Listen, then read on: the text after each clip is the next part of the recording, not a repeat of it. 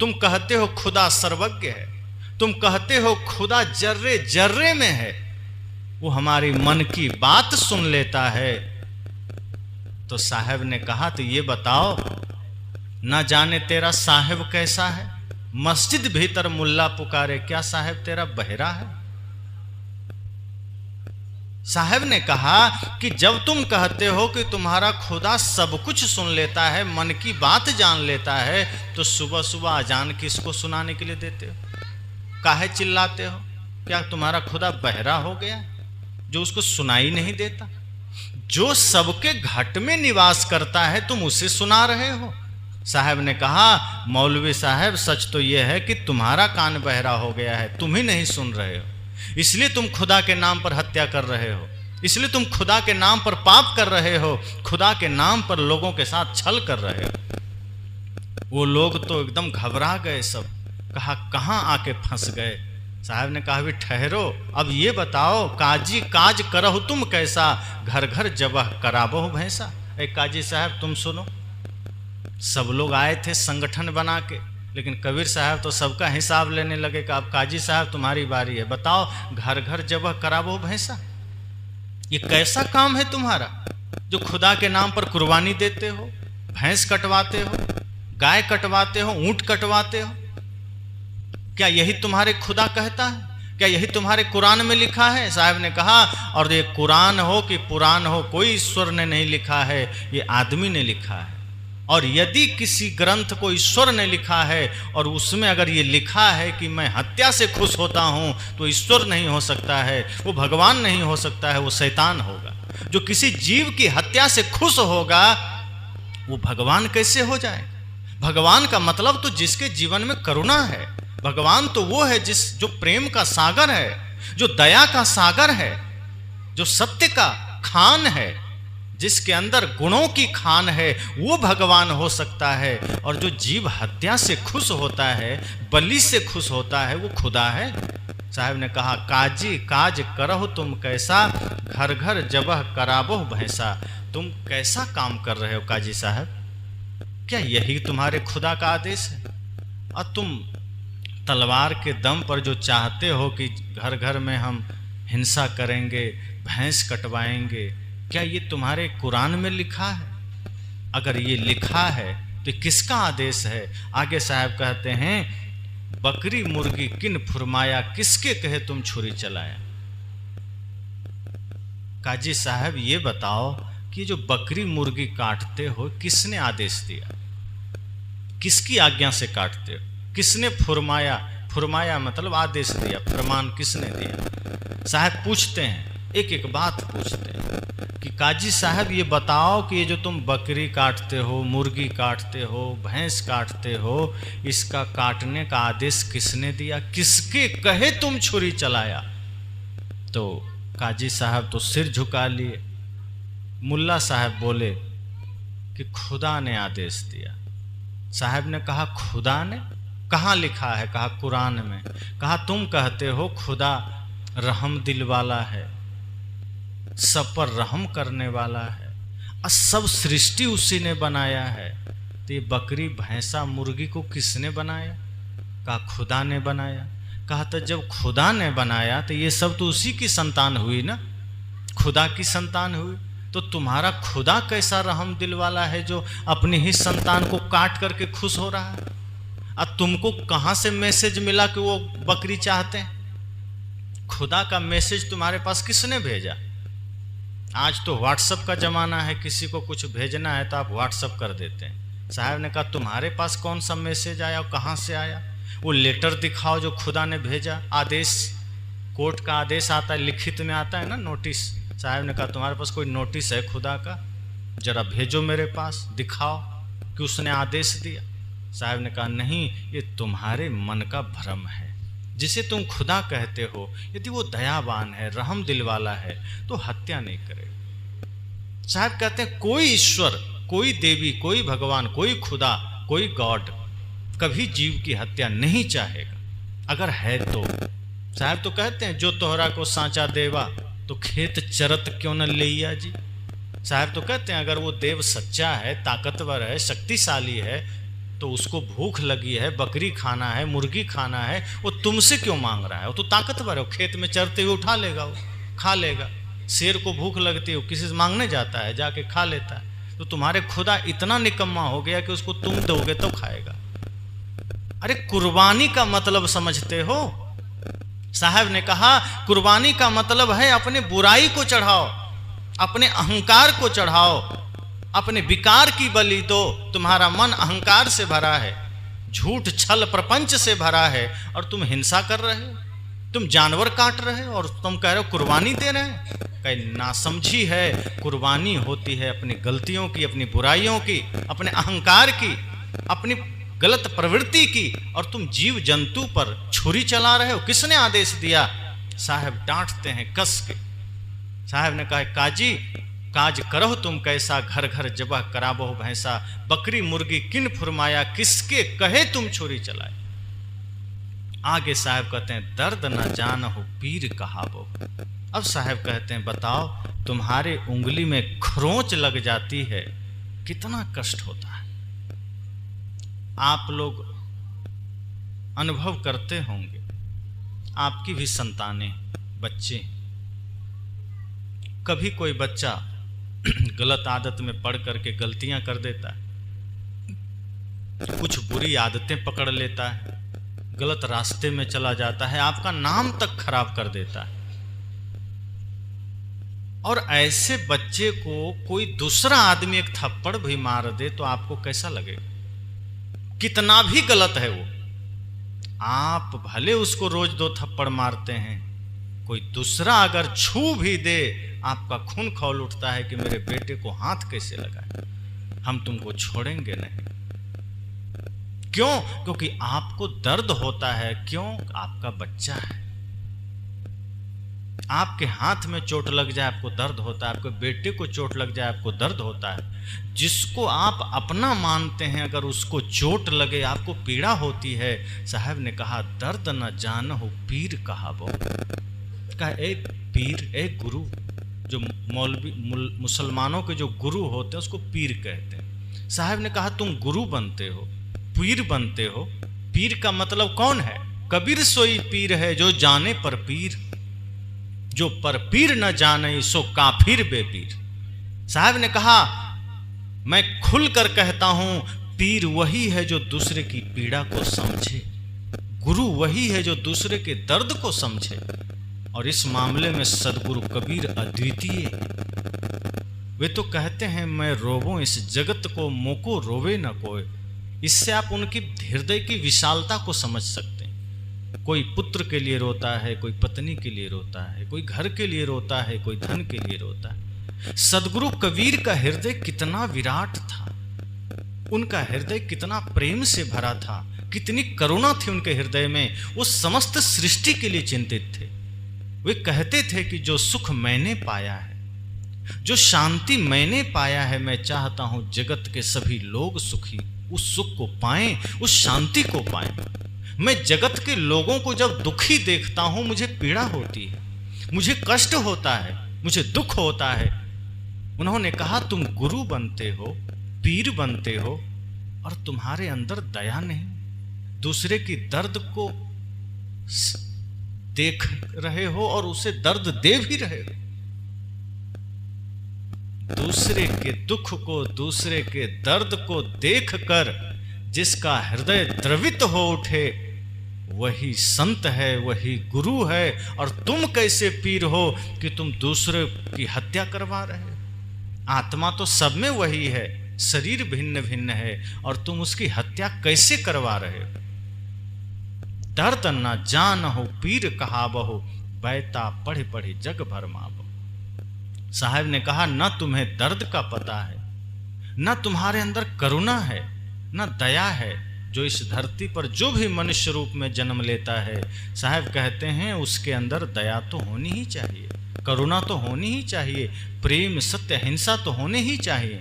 लेकिन तुम्हारा हृदय तो इन सद्गुणों से शून्य है। तुम तो किसी का दुख देखकर न द्रवित होते हो, न किसी के पीड़ा में पीड़ित होते हो, न किसी लाचार की सेवा करते हो, न किसी दीनहीन को अपना सहयोग देते हो। आज तो स्थिति यह है हमारे भारत भूमि की, हमारे यहाँ लोगों की, कि भिखारी के कटोरा से भी लोग चोरी करके भाग जाता है। ये वही देश है जहाँ पक्षी की जान बचाने के लिए राजा शिवी ने अपना पूरा शरीर दान कर दिया था कि ले लो लेकिन पक्षी को छोड़ दो। और आज जिस देश में दान की इतनी महिमा है, जिस देश में समर्पण की इतनी महिमा है, प्रेम की इतनी महिमा है, जो शास्त्र भरे पड़े हैं, ऐसे ऐसे हमारे यहाँ दानवीर हुए हैं जो अपना भूखा रह के भी दूसरों को दान कर रहा है।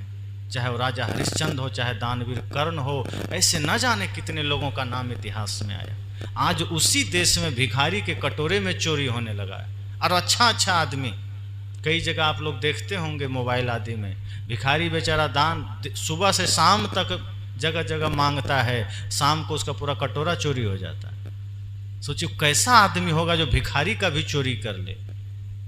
साहब ने कहा तुम्हें थोड़ा भी रहम नहीं, दर्द नहीं।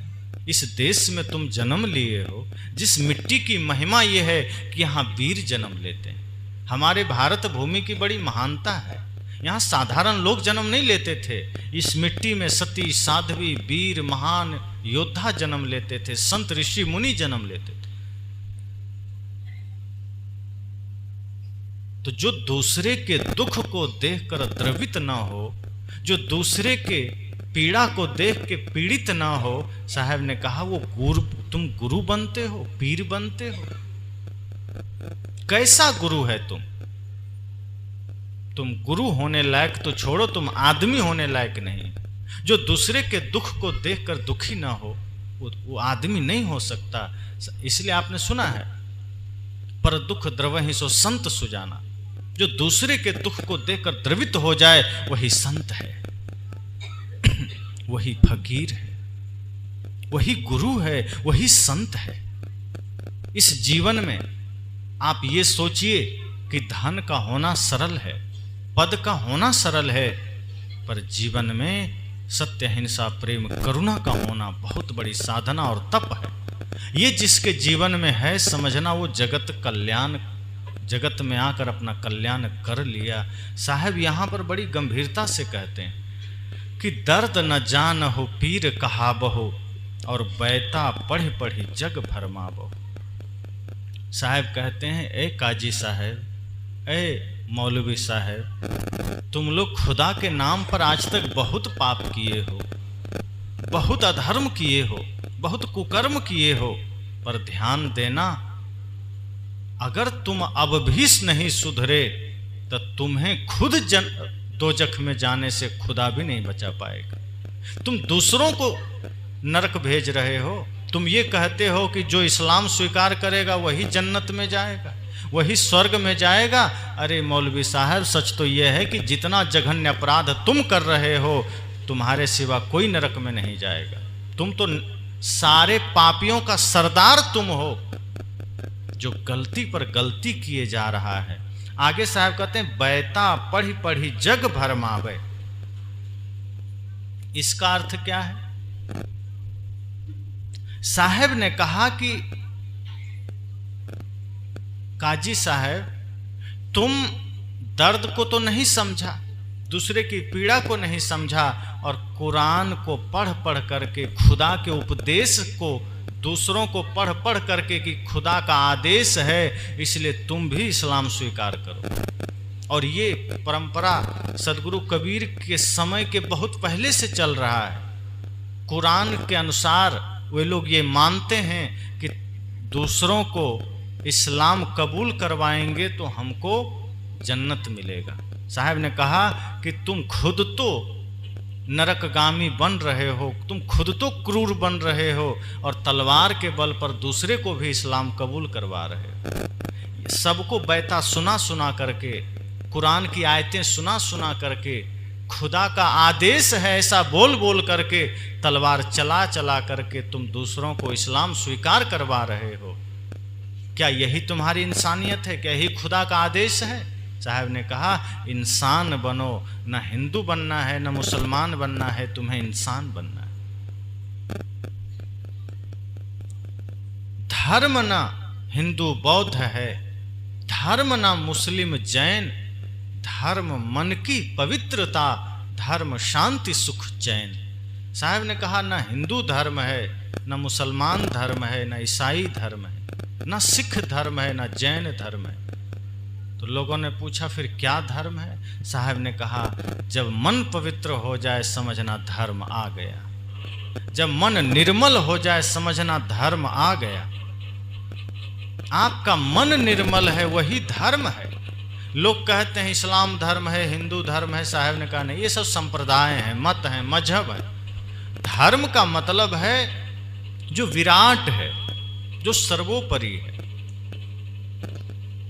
धर्म का अर्थ विशाल है, धारण करना है। जब हम इंसानियत को धारण करते हैं, प्रेम को धारण करते हैं, तब हम धार्मिक हो जाते हैं। हिंदू या मुसलमान ये धर्म नहीं है, ये संप्रदाय है। इसकी एक सीमा है। जैसे हिंदू धर्म को जिससे हम कहते हैं हिंदू धर्म है, तो धर्म का अर्थ तो विराट है जिसकी कोई सीमा नहीं है। जैसे सूर्य की कोई सीमा है? पूरी दुनिया में सूर्य का प्रकाश सबको मिलता है। वैसे हमारे हिंदू समाज में लोग कहते हैं कि नहीं, सूर्य हमारा देवता है और हम सूर्य की उपासना करते हैं, पूजा करते हैं। लेकिन आप सोचिए कि क्या ये बात सूर्य को पता है कि हम हिंदुओं का देवता है? अगर उनको पता होता तो पाकिस्तान में उगना छोड़ देता कि हम हिंदुओं का देवता है। पाकिस्तान में क्यों उगे, अफगानिस्तान में क्यों उगे, या 57 मुस्लिम देश और 145 ईसाई देश में क्यों उगे? हम सिर्फ भारत में उगेंगे और वहीं उगेंगे जो हमारी पूजा करता है। वायु हमारा देवता है पर उनको खुद पता नहीं कि हम हिंदुओं का देवता है, वो पाकिस्तान में भी बह रहा है। अग्नि हमारा देवता है, उन्हें खुद पता नहीं, वो सबके घर में जल रहा है। इसका तात्पर्य क्या हुआ कि जैसे सूर्य किसी एक के घेरे में नहीं आ सकता, वो सबके लिए है। साहब ने कहा धर्म ऐसा ही, इंसानियत ही धर्म है, प्रेम ही धर्म है, जिसको सीमाओं में नहीं बांध सकते, जिसको कालखंड में नहीं बांध सकते। वो विराट है, निस्सीम है, कोई सीमा नहीं है उसकी। साहब ने कहा वही धर्म जब हृदय में आता है तो ये वसुधैव कुटुंबकम हो जाता है। और ये हमारे ऋषियों का कितना पुराना चिंतन है। सदगुरु कबीर से भी बहुत पहले ऋषियों ने हमारे कह दिया कि वसुधैव कुटुंबकम। क्यों? इसी भाव के लिए कि पूरा पृथ्वी हमारा घर है, परिवार है। और ऐसा कब होता है? जब हृदय में इंसानियत जागृत हो जाए, प्रेम जागृत हो जाए। जिसके हृदय में निश्चल प्रेम होगा वो पक्षपात करेगा कि अपना कोई आया तो प्रेम किया, दूसरा आया तो नफरत कर लिया। जिसके हृदय में सिर्फ प्रेम है वो नफरत करेगा कैसे?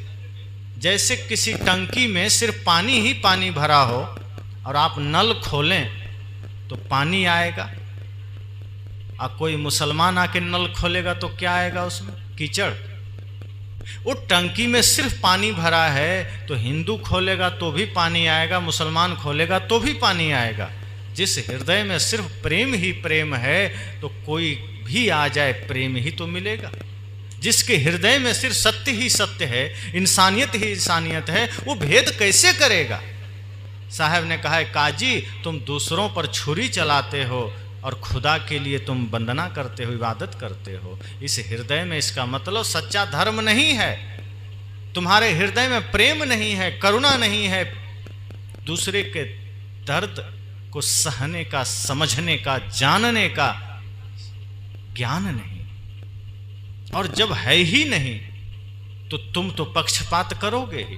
तुम तो इस्लाम को श्रेष्ठ मानोगे ही, तुम खुदा को श्रेष्ठ मानोगे ही। जिस दिन तुम सच में खुदा का परिचय जान जाओगे उस दिन तुम जीव मात्र के प्रति प्रेम रखोगे, क्योंकि सब में खुदा है।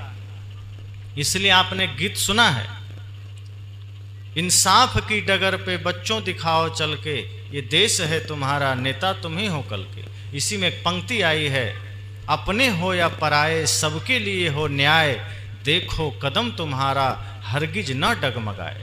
रास्ते बड़े कठिन हैं चलना संभल संभल के, इंसाफ की डगर पे बच्चों दिखाओ चल के। कभी क्या कहते हैं कि अपने हो या पराए सबके लिए हो न्याय। कहा अगर तुम देश या समाज का नेतृत्व करना चाहते हो,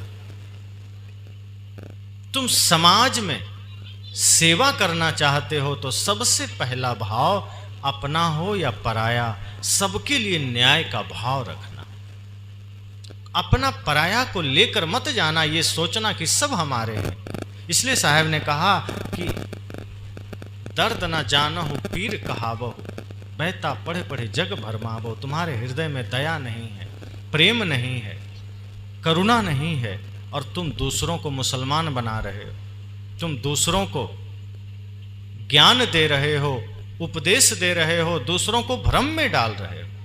अपने हृदय के पहले गंदगी को तो दूर कर लो, अपने हृदय के विकार को तो दूर कर लो। ये मनुष्य शरीर बड़ा क्षणभंगुर है। ये जो हमारा आपका शरीर है, ये अस्थाई नहीं है, शाश्वत नहीं है। आज है कल नहीं रहेगा। सोचिए हम कर क्या रहे हैं?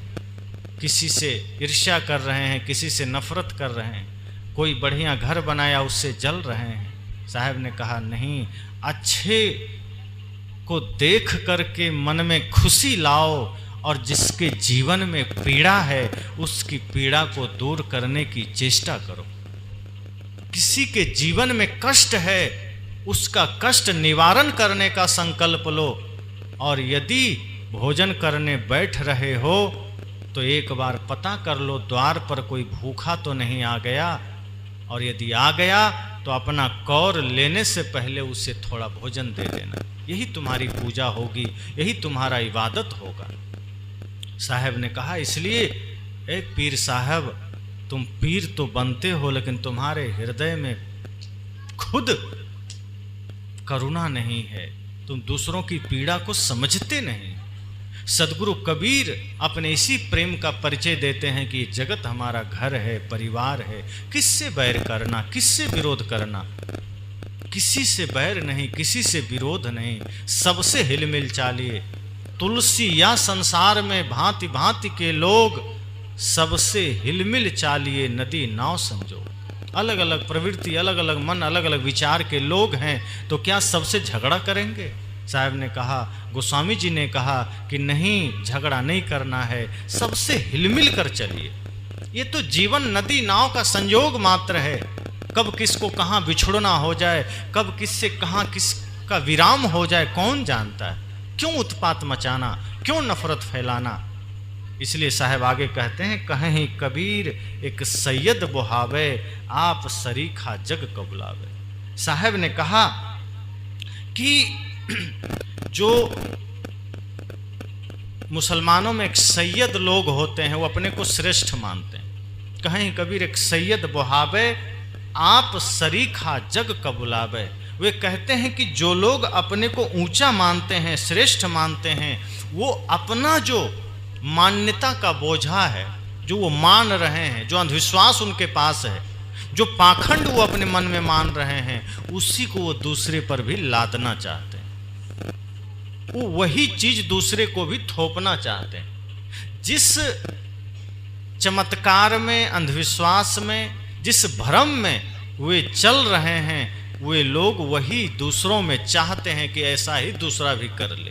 इसलिए इसके पीछे एक बहुत बड़ा षड्यंत्र चलता है हमारे देश और दुनिया में, कि एक वर्ग विशेष ऐसा संगठन बना के रखा है कि बस यही काम करना है कि जो हमारा मंतव्य है, जो हमारा लक्ष्य है, जो हमारा ज्ञान है, वो जबरदस्ती दूसरे पर थोपना है, चाहे वो ज्ञान 2 कौड़ी का भी हो।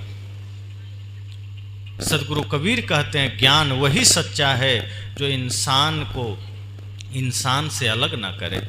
ज्ञान वो सच्चा है जो व्यक्ति को दुख ना दे। ज्ञान वो सच्चा है जो समस्त सृष्टि को प्रेम के सूत्र में बांधे। ज्ञान वो सच्चा है जिस ज्ञान को सुनकर आपको एक दूसरे में परमात्मा का दर्शन होने लगे। अभी तो पति को पत्नी में कई लोग शिकायत करते हैं, क्या कहें महाराज, हमारी पत्नी तो चुड़ैल है। और पत्नी कहती है, क्या कहें, पति तो हमारा 1 नंबर का निकम्मा आवारा है। अब सोचिए एक दूसरे में वो क्या दर्शन कर रहे हैं। साहब कहते हैं, आप पत्नी में देवी का दर्शन करो, भगवती का दर्शन करो, और पत्नी को कहते हैं पति में भगवान का दर्शन करो, परमेश्वर का दर्शन करो। पर एक दूसरे में वो क्या दर्शन कर रहे हैं? तो जब आपके भीतर ही खुद वही प्रवृत्ति भरी है, जब आपके भीतर ही वही कचरा भरा है तो आप दूसरे पर वो कचरा थोपना क्यों चाहते हैं?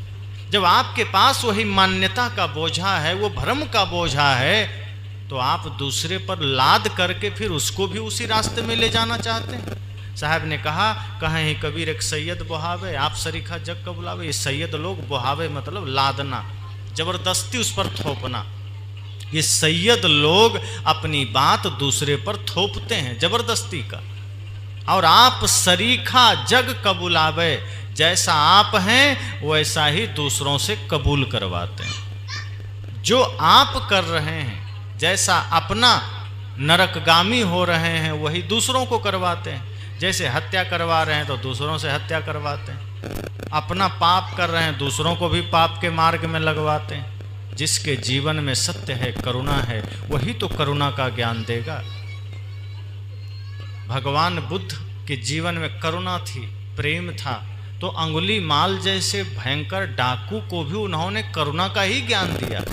ये नहीं कहा कि नहीं तुम्हारे लिए मेरे पास ज्ञान नहीं, तुम जाओ, तुमको पुलिस उलिस पकड़ेगा, जाओ। उन्होंने कहा नहीं, मेरे पास करुणा है, प्रेम है, तो मैं वही दूंगा। तुम्हारे पास आतंक है, तुम वो दो।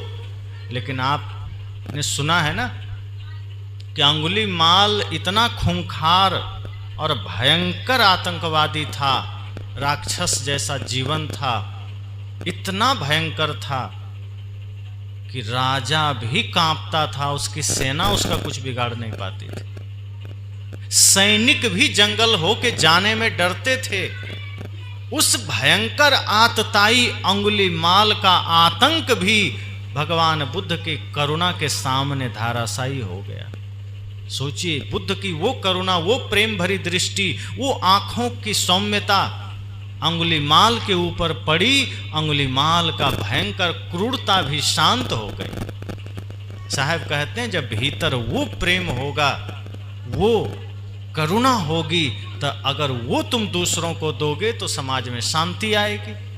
पर तुम तो अपनी क्रूरता दूसरों पर थोप रहे हो, तुम तो अपनी मूर्खता दूसरों पर थोप रहे हो, तुम तो अपने झूठी मान्यता दूसरे पर थोप रहे हो। अपने जीवन में प्रेम जागृत करो, प्रेम की साधना करो, सत्य की साधना करो। अपने जीवन में ईमानदारी को धारण करो, और जब आपके जीवन में सत्य की साधना होगी, प्रेम की उपासना होगी, तो आप जिसको भी देंगे वो सहर्ष स्वीकार करेगा। और फिर आप भी स्वर्ग में, वो भी स्वर्ग में। तो साहब ने कहा, इसलिए सैयद साहब आप भी सावधान हो जाइए। एक तरफ से साहब ने सबको सुना दिया। अब वो लोग तो सिर झुकाए बैठे हैं, जान गए कि अब हमको छुट्टी नहीं। जब तक अब साहब पूरी बात ना कर देंगे, हमको मौका नहीं मिलेगा जाने का। क्योंकि काजी को कहा, मुल्ला को कहा, मौलवी को कहा, पीर को कहा, और अब अंत में सैयद को भी साहब ने कह दिया कि सैयद साहब आप भी किस भ्रम में हैं? आप खुद भ्रम का बोझा ढो रहे हैं, मान्यता का बोझा ढो रहे हैं, मन में हिंसा पाल रखे हैं, मन में क्रूरता पाल रखे हैं, खुदा के नाम पर जबरन धर्म परिवर्तन करवा रहे हैं और यही दूसरों पर थोप रहे हैं। ये गलत है। इंसानियत को धारण कीजिए, प्रेम को धारण कीजिए, यही सबसे बड़ा धर्म है। अंत में साहब कहते हैं, दिन को रहत है रोजा। अब साहब एकदम लास्ट में आ गए, कहा अब सुन लो फाइनल, मेरे पास ज़्यादा समय नहीं है। साहब ने कहा अब तुम लोग को भी छुट्टी कर देंगे। मुल्ला लोग सोचे अब लगता है जल्दी छुट्टी मिलेगी। साहब ने कहा दिन को रहत है रोजा। कहा तुम लोग दिन में रोजा रहते हो, रमजान का महीना भी बीता तो मुसलमान लोग दिन में रोजा रहते हैं, एकदम कुछ भी अनाप शनाप कुछ नहीं खाते हैं, पूरा कुछ भी नहीं खाते हैं, गलत सलत नहीं खाते हैं, रोजा रहते हैं खुदा के लिए। साहब ने कहा दिन को रहत है रोजा और रात हनत है गाय। कहा दिन में तो तुम रोजा रहते हो और जैसे ही रात होती है तुम गाय काटते हो। ऐ मुसलमानों सावधान हो जाओ। अब साहब कहते हैं कि तुम सजग हो जाओ, दिन में रोजा रहते हो और रात हनत है गाय, तुम रात में गाय की हत्या करते हो। यह खून वह बंदगी क्यों कर खुशी खुदाए। कहा एक तरफ दिन में तुम खुदा की बंदगी कर रहे हो रोजा रहकर और रात में गाय काट रहे हो। तो एक तरफ बंदगी कर रहे हो, एक तरफ खून कर रहे हो, तो खुदा खुशी कैसे हो जाएगा? खुदा खुश कैसे हो जाएगा? तुमको लगता है कि तुम बकरी काट दोगे तो खुदा खुश हो जाएगा? गाय की हत्या कर दोगे तो खुदा खुश हो जाएगा? मुसलमानों, सावधान हो जाओ, जागृत हो जाओ, ये तुम्हारा भ्रम है। हत्या से कभी खुदा खुश नहीं होते, हत्या से कभी भगवान खुश नहीं होते। और अगर भगवान खुश होते हैं तो तुम्हारे पुत्र की हत्या कोई कर दे, तुम खुश होकर दिखाओ। जब तुम साधारण आदमी अपने बेटे की हत्या से खुश नहीं, तो खुदा अपने बेटे, अपने संतान की हत्या से खुश कैसे हो जाएगा? इसलिए साहब ने कहा नहीं, ये हिंसा का रास्ता है। हिंसा का रास्ता कभी धर्म नहीं हो सकता, क्रूरता का रास्ता कभी धर्म नहीं हो सकता। अगर आप सोचते हैं कि नफरत कर लेंगे, ईर्ष्या कर लेंगे, द्वेष कर लेंगे और अपना काम बन जाए, दूसरे लोग से क्या लेना देना, तो समझ लीजिए अंत समय में बड़ा कष्ट होगा। जब मृत्यु आएगी तो हिसाब नहीं दे पाएंगे, बड़ा दुख होगा, बड़ा कष्ट होगा। साहब ने कहा जीवन में प्रेम को धारण कीजिए, इससे बड़ा ना कोई धर्म है ना कोई शास्त्र है। प्रेम सबसे बड़ा धर्म है। जिसके हृदय में प्रेम है उससे बड़ा धार्मिक कोई दूसरा नहीं है। साहब ने कहा है ना, पोथी पढ़ी पढ़ी जग मुआ, पंडित भया ना कोय, ढाई आखर प्रेम का पढ़े सो पंडित होए। किसी ने कहा साहब पंडित कौन है? तो कुछ लोगों ने कहा जो शास्त्र पढ़ता है, जो वेद पढ़ता है वो पंडित है। कहा नहीं नहीं, साहब ने कहा ऐसा नहीं। शास्त्र तो रावण भी पढ़ता था, वेद वो भी पढ़ता था, और पंडित कहाँ रह पाया, तो राक्षस बन गया। तो लोगों ने कहा फिर आपकी नज़र में पंडित कौन है? साहब ने कहा ढाई आखर प्रेम का पढ़े सो पंडित हो। कहा प्रेम का ढाई अक्षर का शब्द है प्रेम। जो प्रेम को जान लिया, जिसने प्रेम को पढ़ लिया, वो पंडित हो गया, वो ज्ञानी हो गया। जो पोथी पढ़ रहा है वो पंडित हो ही नहीं सकता, क्योंकि पोथी पढ़ के तो हत्या करवा रहा है। चाहे वो काजी हो, चाहे मुल्ला हो, चाहे पंडित हो। बहुत जगह ऐसा होता है मंदिरों में, जो माता दुर्गा के नाम पर बलि होती है तो पोथी पढ़ के बलि दी जाती। साहब ने कहा तो दोनों एक ही खेत के, एक ही नाव पर सवार हैं, एक ही सिक्के के पहलू हैं। एक पोथी पढ़ के हत्या करवा रहा है, कुरान पढ़ के करवा रहा है। एक गाय कटवा रहा है, एक बकरी कटवा रहा है, क्या अंतर है? साहब ने कहा हिंसा कभी भी धर्म नहीं हो सकता। और आप लोग जानते हैं, अपने हमारे समाज में, हिंदू समाज में लोग कहते हैं गाय काटना पाप है। अब मुसलमान के यहाँ वही चीज़ पुण्य है। उसका खुदा गाय स्वीकार कर रहा है, हमारे यहाँ गाय की हत्या मना है। और हमारे बहुत से हिंदू भाई नारा लगा रहे हैं कि गाय नहीं मारना है, गाय की हत्या नहीं करना है, गाय हमारी माता है, गाय की हत्या बंद हो। गाय की हत्या बंद हो, इसके समर्थन में हम लोग भी हैं, क्योंकि धरती पर सबसे उपयोगी प्राणी गाय है। दूध तो देती ही है, उसका गोबर, उसका मूत्र सब उपयोगी है, उसका जीवन उपयोगी है, देसी गाय। लेकिन सदगुरु कबीर ये सवाल करते हैं कि ठीक है गाय की हत्या तो नहीं ही होनी चाहिए, लेकिन ऐ धर्म के ठेकेदारों ये बताओ कि ठीक है गाय की हत्या बंद हो, मछली, बकरी, मुर्गी ने तुम्हारा क्या बिगाड़ा है जो उसको तुम काट के खाए जा रहे हो? क्या उसमें परमात्मा नहीं है? और अपने शास्त्र में तो प्रमाण है कि पहला अवतार मछली का ही भगवान ने लिया था। तो वो क्या सिद्ध करता है कि हर जीव में भगवान है, फिर तुम उसको कैसे काट के खाते हो? साहब कहते हैं गाय की हत्या बंद हो, हम भी चाहते हैं, पर मुर्गी ने तुम्हारा क्या बिगाड़ लिया बताओ? कुछ चोरी कर लिया कि मछली ने तुम्हारा कुछ बिगाड़ लिया? इसलिए साहब कहते हैं सिर्फ गाय की ही हत्या नहीं बंद होनी चाहिए। सदगुरु कबीर की सार्वभौमिक दृष्टि है, वो छोटी बात नहीं सोचते हैं। सदगुरु कबीर का चिंतन बहुत बड़ा है, वो कोई छोटी चिंतन करते भी नहीं हैं। वो कहते हैं जीव मति मारो बापुरा सबका एक प्राण, हत्या कबो न छूटे हैं जो कोटिन सुनो पुराण। कहा है हिंदू हैं मुसलमानों ये सुन लो, सिर्फ सुअर की ही हत्या नहीं बंद होनी चाहिए, सिर्फ गाय की ही हत्या नहीं बंद होनी चाहिए। मुसलमान कहते हैं सुअर की हत्या बंद हो जाए, सुअर नहीं मारना चाहिए, खुदा को नहीं सुअर चढ़ाना चाहिए। हिंदू कहता है गाय की हत्या बंद होनी चाहिए। साहब ने कहा गाय, भैंस, बकरी, सुअर, मुर्गी, जितना जीव है, जीव मत मारो बापुरा, साहब ने किसी एक जीव का नाम नहीं लिया, उन्होंने कहा जीव मात्र की हत्या मत करो, क्योंकि ये सबसे बड़ा पाप है। और तुम करोड़ों पुराण सुन लो, करोड़ों कथा सुन लो, पाप से मुक्त नहीं हो पाओगे। इसलिए साहब ने कहा कि हिंसा कभी धर्म नहीं हो सकता। धर्म क्या है? कल थोड़ी सी चर्चा मैंने किया था, धर्म इंसानियत है। इस पद में साहब ने मुसलमानों को बहुत बारीकी से समझा दिया कि जो तुम रोजा रहते हो और शाम को रात में गाय काटते हो, ये खुदा के नाम पर किया जाने वाला सबसे बड़ा पाप है, इसका भागीदार मत बनो। और हिंदुओं से भी कहते हैं कि जो तुम माता रानी के नाम पर जो तुम बकरी का, मुर्गी का, भेड़ का बलि देते हो, ये सबसे बड़ा पाप है। हिंसा तो सबसे बड़ा पाप है। इसके पाप से कभी मुक्त नहीं हो सकते, चाहे तुम शिव जी का नाम लो, चाहे राम का नाम लो, चाहे कथा करवाओ, चाहे तीर्थों में जाओ। ये मत सोचना कि पाप करके गंगा में डुबकी लगाएंगे तो मुक्त हो जाएंगे, बल्कि आपके पाप से गंगा भी दूषित हो रही है। उस आपका पाप तो क्या मिटेगा, गंगा में पाप चढ़ रहा है। इसलिए साहब कहते हैं पाप करना छोड़ दो, तभी पाप से मुक्त हो सकते हो।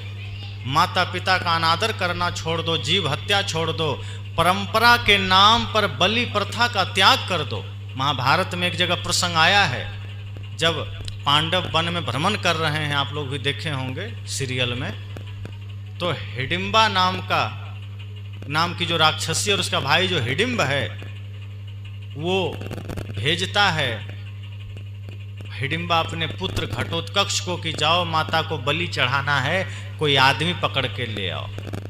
वो जाता है और एक आदमी को पकड़ता ही है कि उधर से भीम सामने आ जाता है। भीम कहता है तुम इसको क्यों ले जा रहे हो? कहे मेरी माँ की आज्ञा है, एक आदमी को लाना है, माता रानी को चढ़ाना है, बलि देना है। तो भीम ने कहा तो ये तो कमज़ोर है, इसको क्यों ले जा रहे हो? मैं थोड़ा हट्टा कट्टा हूँ, मुझे ले चलो, तुम्हारी माता रानी खुश हो जाएगी, इसको छोड़ दो। घटोत्कच ने क्या बात तो तुम ठीक कह रहे हो, तुम्हें बलि चढ़ा देंगे तब तो माता रानी बहुत ज़्यादा खुश हो जाएगी। तो भीम को पकड़ लिया, और उसको पता भी नहीं था कि भीम हमारे पिता हैं, घटोत्कच को पता भी नहीं था। पकड़ लिया और ले गया। अपनी माँ से कहता है घटोत्कच कि माँ, आज मैं ऐसा हट्टा कट्ठा आदमी लाया हूँ कि बलि देकर तो माता रानी बहुत खुश हो जाएगी। हिडिंबा ने सोचा बड़ी खुशी की बात है, लेकिन जैसे ही मुड़ के देखती है तो भीम को देखी, वो तो घबरा गई। कहा अरे ये तो तुम्हारे पिताजी हैं, ये तुमने क्या किया पुत्र, माफी मांगो इनसे।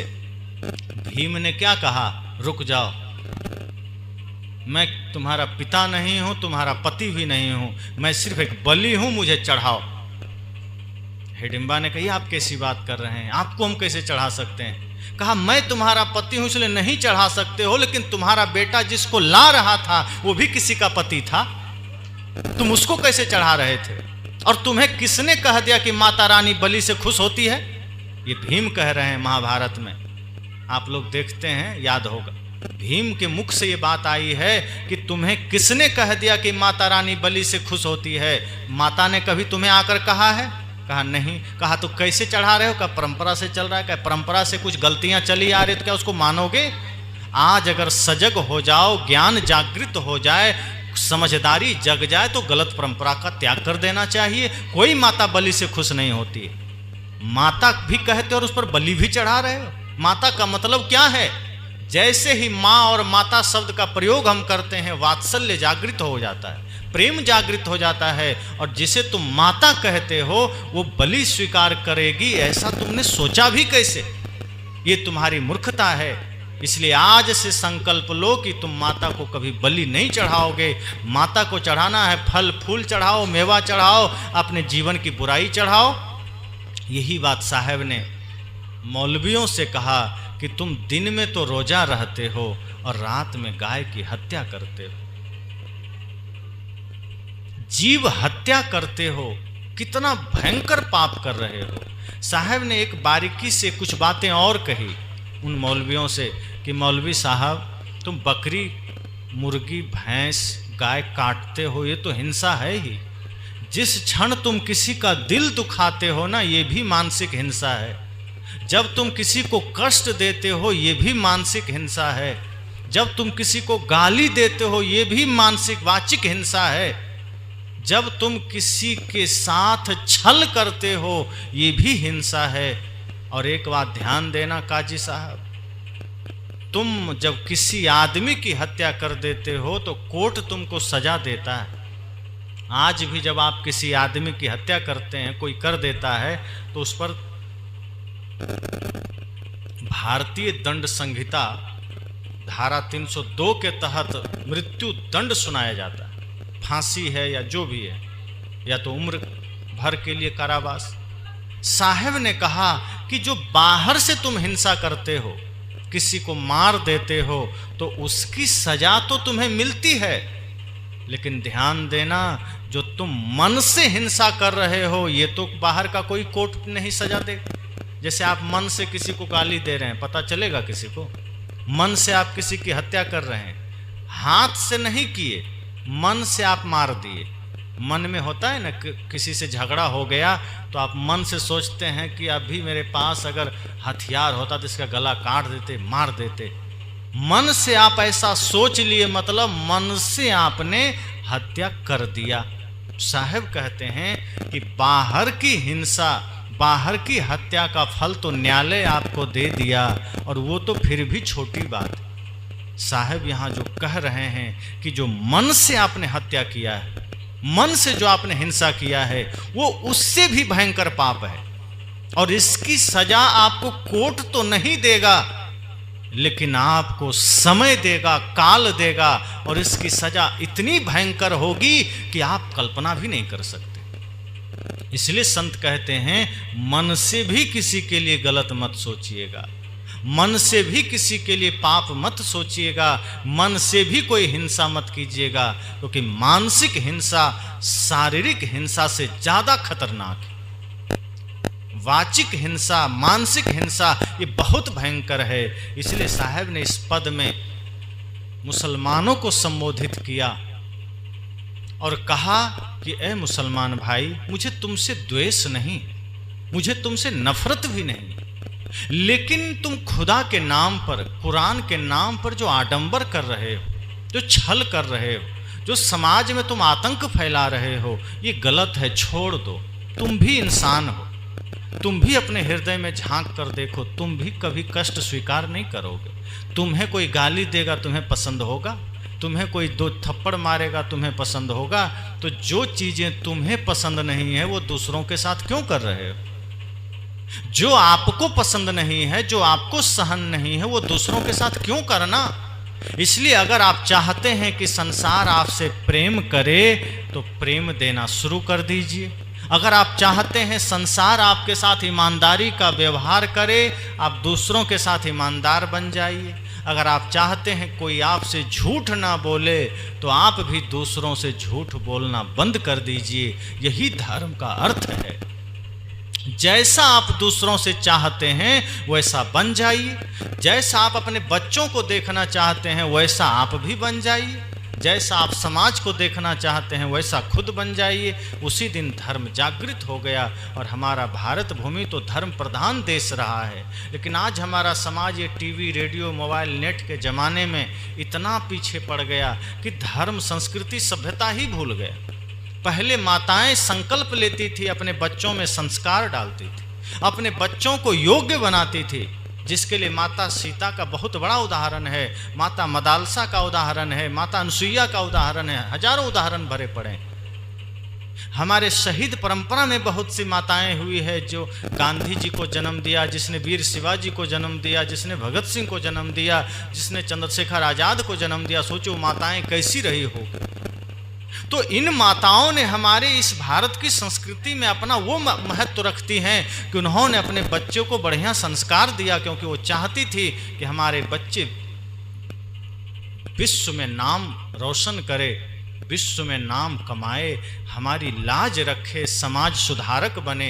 लेकिन आज माताएं अपने बच्चों को शिक्षा तो दे रही हैं, संस्कार नहीं दे रही। आज आप चाहते हैं आपके बच्चे अंग्रेजी सीख लें, संस्कृत सीख लें और सब भाषा सीख लें, एमए पीएचडी कर लें, आईआईटी कंप्लीट कर लें, आईएएस आईपीएस कंप्लीट कर लें, लेकिन आप कभी ये नहीं चाहते कि वो एक अच्छा इंसान बन सके। साहब कहते हैं माताओं, आपको ऋषियों ने कहा है माता निर्माता भवती। हमारे भारत के ऋषियों ने कहा था कि जो माता है वो निर्माता है। किसका? अपने संतान का। आप अपने बच्चों का निर्माण कीजिए, आप अपने बच्चों को निर्मित कीजिए। बच्चे को जब जन्म आप देते हैं तो जन्म देना ही माता पिता का कर्तव्य नहीं है। जन्म देना तो बहुत छोटी बात है, असली काम तो उसके बाद शुरू होता है कि जन्म देने के बाद अपने बच्चों में संस्कार दीजिए। उसको दूध ही मत पिलाइए, उसको अपना संस्कार भी पिलाइए। उसको कपड़े लत्ते से ही मत सजाइए, उसको दिव्य गुणों से भी सजाइए। जब इस तरह से आप देना शुरू करेंगे, प्रेम, सत्य, अहिंसा, करुणा, संस्कार, वही आपको रिटर्न में मिलेगा। इसलिए साहब ने कहा कि ए मौलवी साहब, समझ जाओ, मुझे तुमसे कोई ईर्ष्या नहीं, मुझे तुमसे कोई द्वेष नहीं, मुझे तुमसे कोई बैर नहीं है, दुश्मनी नहीं है। मैं तो बस ये कह रहा हूं कि जो गलतियां हो रही है, जो छल हो रहा है और जो तुम लोग धर्म के नाम पर पाप कर रहे हो, छोड़ दो। और जब ये छोड़ दोगे, मन निर्मल हो जाएगा। और जिसका मन निर्मल हो गया, तो रैदास कहते हैं ना, मन चंगा तो कठौती में गंगा। फिर आप घर में हैं तो आपका घर मंदिर बन जाएगा, आप खेत में हैं तो खेत ही पूजा स्थल बन जाएगा, आप सड़क में झाड़ू लगाएंगे तो वही पूजा बन जाएगा। साहब तो कहते हैं जो कुछ करो सो पूजा, जहाँ जहाँ डोलो सो परिक्रमा, जो कुछ करो सो पूजा। वे कहते हैं जो कुछ भी करोगे अगर सच्चे मन से करोगे तो सड़क में झाड़ू लगाना भी पूजा है, और गंदे मन से भगवान के मंदिर में बैठ के पूजा करोगे तो पूजा नहीं, पाखंड। इसलिए बहुत ध्यान देने की जरूरत है। इस मनुष्य का जो शरीर मिला है बड़ा कीमती, बड़े भाग्य, मानुष तन पावा सुर दुर्लभ सदग्रंथ है गावा। ये बड़े भाग्य से मनुष्य शरीर मिला है, और आज हम इसको दाग पर दाग लगाए चले जा रहे हैं। प्रकृति ने कैसा सुंदर शरीर दिया था, देखिए छोटे छोटे बच्चों को, कितनी खूबसूरत चेहरे बच्चों के होते हैं, कितनी सौम्यता बच्चों के चेहरे पर होती है। उनकी आँखों को देखिए, कितना प्यारी आँखें, मालूम पड़ेगा कितना सच्चाई झलक रहा है, आँखों से पता चलता है। इसीलिए तो बच्चे को भगवान का रूप कहा गया। लेकिन धीरे धीरे कुसंग में पड़ करके दाग लगाते चले जाते हैं, और जिन आँखों में सौम्यता थी, जिन आँखों में प्रेम था, बड़ा होते होते उन आँखों में क्रूरता आ गई, नशा दुर्व्यसन आ गया, उस चेहरे पर क्रूरता आ गई। साहब ने कहा ये शरीर बड़े मुश्किल से मिला है, ये जीवन बड़ा कीमती है, इसको व्यर्थ में मत गंवाना और इसमें कोई दाग मत लगाना। इस शरीर में कभी कोई दाग मत लगाना, और कभी लग गया तो धोना। गुरु धोबी शिष्य कापड़ा साबुन सृजन हार। साहब ने कहा कि गुरु धोबी हैं और शिष्य कपड़ा है। अगर शरीर में दाग लग जाए तो गुरु के पास जाना और इस दाग को मिटाना। आपने साहब का वो भजन सुना है ना, ध्रुव प्रहलाद सुदामा ने ओढ़ी, शुकदेव ने निर्मल कीनी, चदरिया शुकदेव ने निर्मल कीनी, दास कबीर ने ऐसी ओढ़ी, दास कबीर ने ऐसी ओढ़ी, ज्यों की त्यों धर दीनी चदरिया, झीनी रे झीनी के राम नाम रस भीनी चदरिया, झीनी रे झीनी। अष्ट कमल का चरखा बनाया, पांच तत्व की पूनी चदरिया, पांच तत्व की पूनी, 9-10 मास बुनन को लागे, 9-10 मास बुनन को लागे, मूरख मैली कीनी चदरिया, झीनी रे झीनी के राम नाम रस भीनी चदरिया, झीनी रे झीनी। जब मोरी चादर बन घर आई, रंग रेज को दीनी चदरिया, रंग रेज को दीनी। ऐसा रंग रंगा रंग रेज ने, ऐसा रंग रंगा रंग रेज ने, लालों लाल कर दीनी चदरिया, झीनी रे झीनी। के राम नाम रस भीनी चदरिया, झीनी रे झीनी। साहब ने क्या कहा कि शरीर रूपी चादर मिला, सबने ओढ़ा, और सदगुरु ने इस शरीर रूपी चादर को रंगा भी, लेकिन हमने फिर इसमें दाग लगा दी। कौन सा दाग लगाया?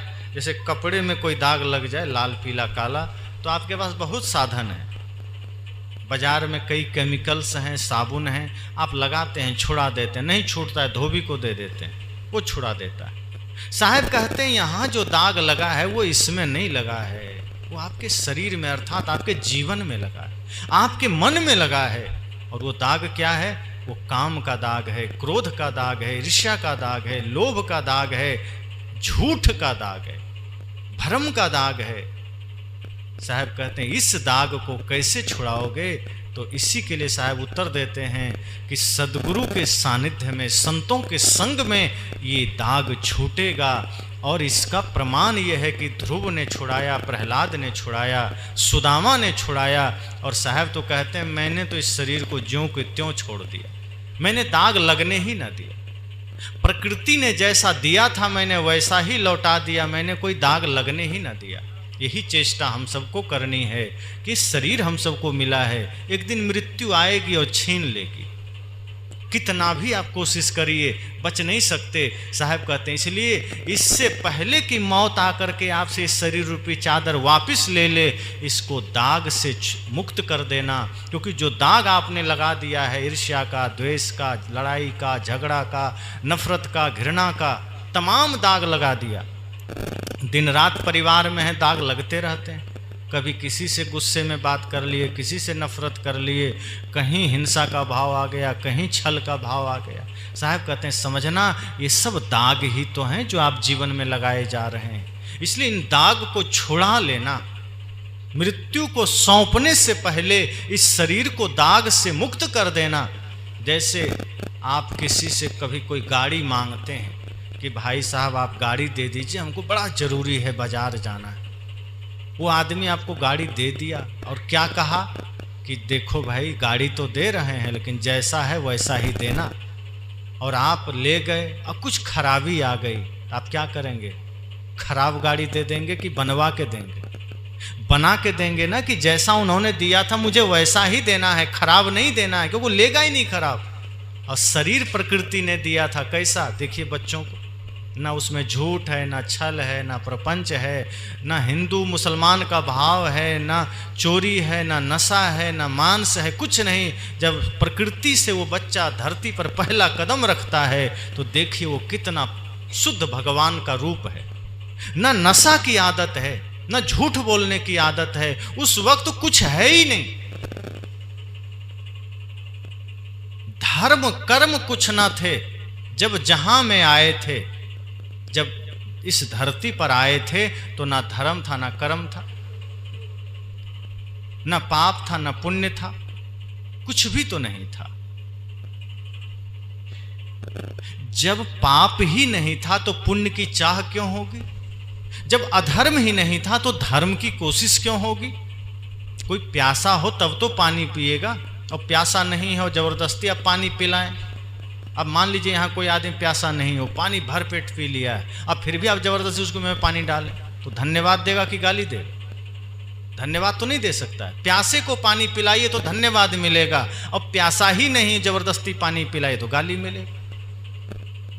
साहब ने कहा कि जिसके अंदर पाप ही नहीं था वो क्यों पुण्य की तलाश करेगा। वो बच्चा प्रकृति का जीता जागता भगवान स्वरूप है और धीरे धीरे कुसंग में पड़ करके झूठ बोलना सीखा, धीरे धीरे छल सीखा, कपट सीखा, चोरी सीखा, हिंसा सीखा।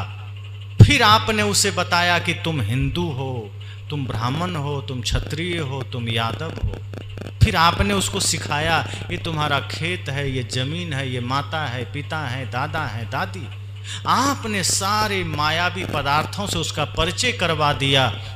जो शुद्ध रूप में धरती पर आया था, आपने उसका जीवन बिगाड़ दिया। काश आप उस समय परिचय कराए होते कि तुम शुद्ध चेतन आत्मा हो, तुम इस भारत भूमि में जन्म लिए हो। या तो मोटे तौर पर आप ये कह देते कि तुम ना हिंदू हो ना मुसलमान, तुम भारतीय हो। ये दादा दादी के साथ साथ आप भगत सिंह से भी परिचय करा देते, राम जी से भी परिचय करा देते, कबीर से भी परिचय करा देते। बचपन में ही उसको चंद्रशेखर आज़ाद की कहानियाँ पढ़ा देते, महाराणा प्रताप की कहानियाँ पढ़ा देते, बचपन में ही उसे वीर शिवाजी की कहानियाँ पढ़ा देते, नेताजी सुभाष का जीवन दर्शन पढ़ा देते।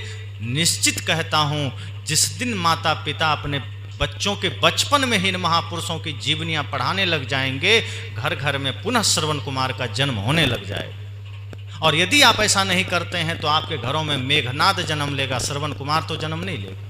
और फिर श्रवण कुमार जो आपको तीर्थों की यात्रा करा सकता है, ऐसा पुत्र जो आपको कांवर में लेकर के चार धाम ले जा सकता है, अगर आपने मेघनाद को जन्म दिया है तो आपको वृद्धाश्रम भेजेगा, वो चार धाम नहीं ले जाएगा। इसलिए ध्यान देना। साहब ने कहा ये जीवन बड़ा कीमती है, इसको छल में मत बिताइए, हिंसा में मत बिताइए, बालात किसी को अधर्म करने के लिए मजबूर मत करिए। आप खुद प्रेम में जीवन बिताइए, दूसरों को भी प्रेम की शिक्षा दीजिए।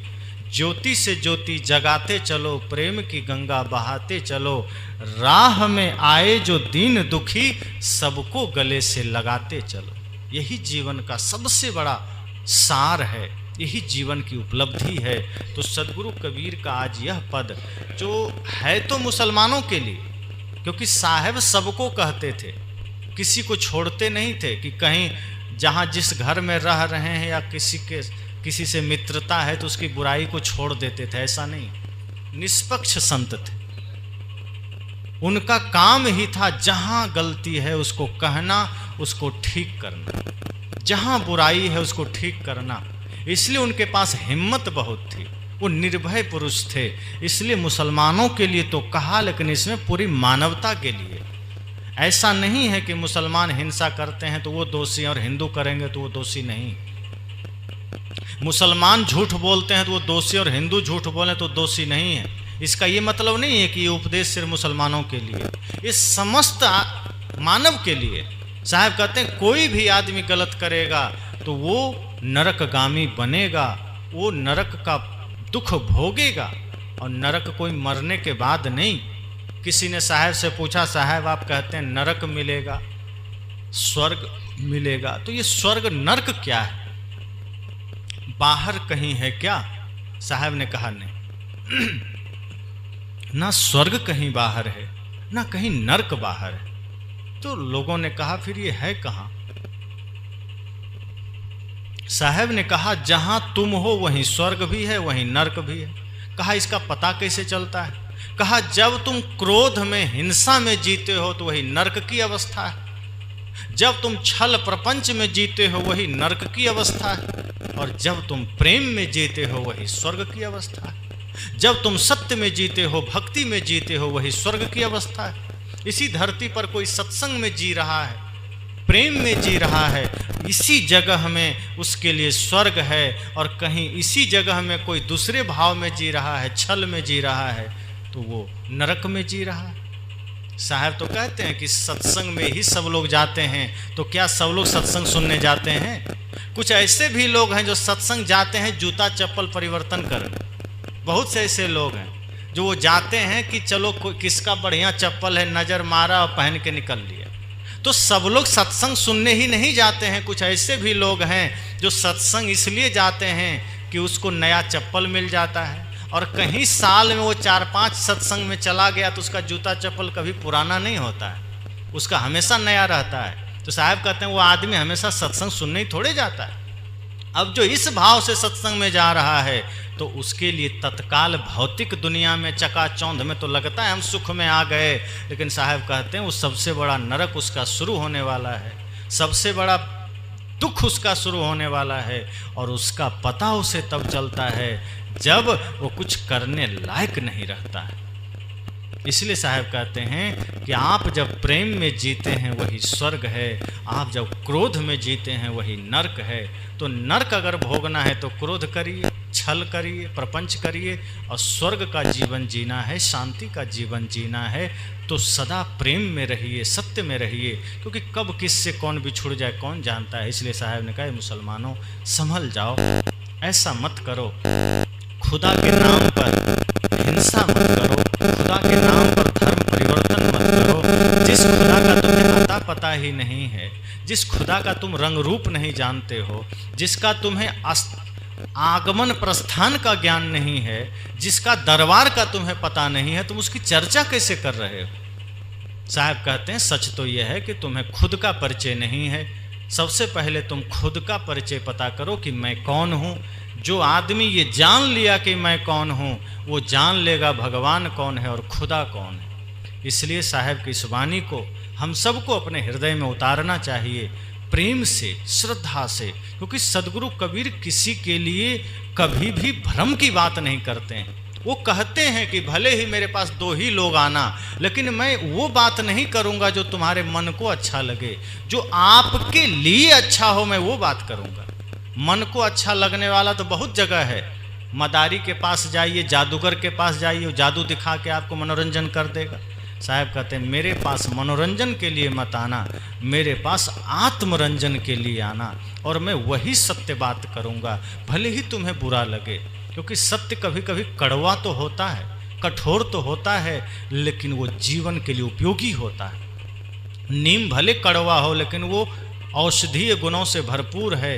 इसलिए साहब ने कहा मुल्ला साहब तुमको बात तो तीखी लगेगी, काजी साहब तुमको चोट तो लगेगी, लेकिन सच यही है कि तुम लोग धर्म के नाम पर छल कर रहे हो, तुम लोग धर्म के नाम पर दुनिया को बेवकूफ़ बना रहे हो। इसलिए खुदा का पता करना छोड़ो, खुदा के नाम पर हिंसा करना छोड़ो, अपने मन वाणी को निर्मल करो। मैं कौन हूँ इसको जानो, खुद को जान लिया तो खुदा को जान लिया।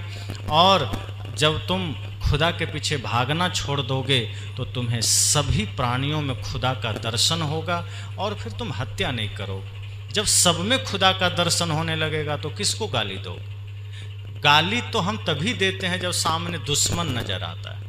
जब हम सब में भगवान का दर्शन करने लग जाएं, जब हमें हर व्यक्ति में परमात्मा का दर्शन होगा तो हम किससे छल करेंगे, फिर हम किसको गाली देंगे, हम किसकी हत्या करेंगे। फिर तो हमें प्राणी मात्र के प्रति प्रेम होगा, प्राणी मात्र के प्रति समता, मैत्री, करुणा का भाव होगा। यही भाव हम सबको अपने जीवन में जागृत करना है। बस आज इसी के साथ वाणी को विराम देता हूँ।